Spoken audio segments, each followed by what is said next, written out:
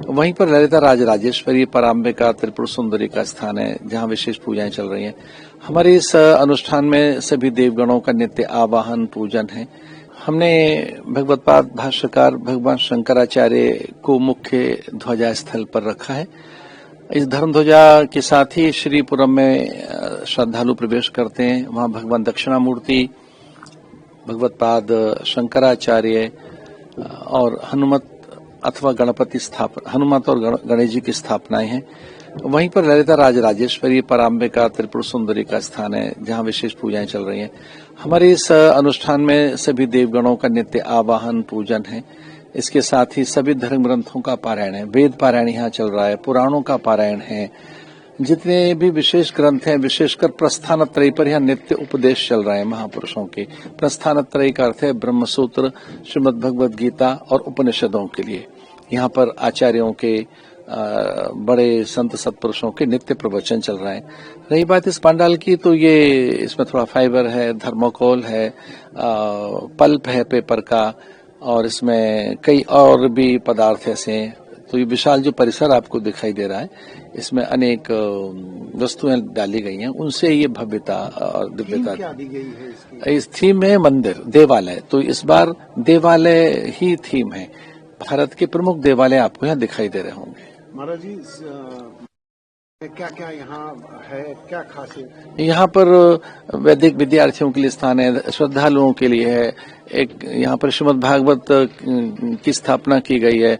लगभग 5-6 बड़े बड़े विशाल भोजनालय बनाए गए हैं, कार्यालय है। यहाँ लगभग 20 बिस्तर का एक बहुत बड़ा अत्याधुनिक हमारे पास में अस्पताल है। तो 20 बेडेड एक हॉस्पिटल है। डेंटल के लिए अलग से यहाँ पर एक स्थान है, और आगंतुक अतिथियों के लिए तो है ही, पर ऋषि मुनियों के साथ साथ ही हजारों सन्यासियों के लिए प्रतिदिन भोजन की व्यवस्था है। अच्छा महाराज जी, आपके यहाँ लगभग हमारे यहाँ 30-40 देशों से लोग आ रहे हैं। अमेरिका और यूरोप से तो भी लगभग 50 लोग हैं ही कैंप में, और भी अन्य तिथियों में भारी संख्या में लोग आ रहे हैं। पौष पूर्णिमा से महाकुंभ की शुरुआत हो रही है। जल ही देवता हमारे यहाँ माने गए। क्या प्राथमिकता है? अमृत हमें कैसे कैसे मिलता है? कल्पवास की क्या? भारत की कालजयी मृत्युंजयी सनातन संस्कृति व्रत उपवास की संस्कृति है। हमारी संस्कृति का वैशिष्ट्य शुचिता में है, पवित्रता में है, और जल उसका एक पर्याय है। जल में प्राण तत्व है। हमारा तो परमात्मा ही जल से है। जैसे भगवान क्षीर सागर में नारायण, वहीं से ब्रह्मा, और मनुष्यों की और इससे पूर्व में देवताओं की उत्पत्ति भी जल से ही है।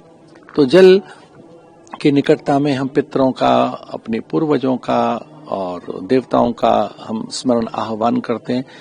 और हम प्राचीन काल से ही, चूंकि स्नान हमारी अनेक पूजा पद्धतियों का पहला उपचार है, तो यहाँ हम अमृत के लिए पहुंचे हैं।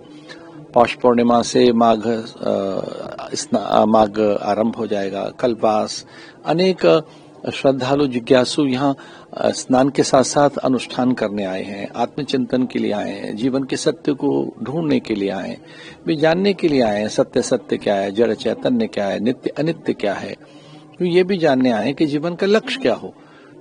तो इस बार यहाँ के श्रद्धालु बहुत आध्यात्मिक संवेदनाओं के साथ जुड़े हैं। वे सत्य पिपासा के साथ आए, जिज्ञासु आए, मुमुक्षु आए हैं।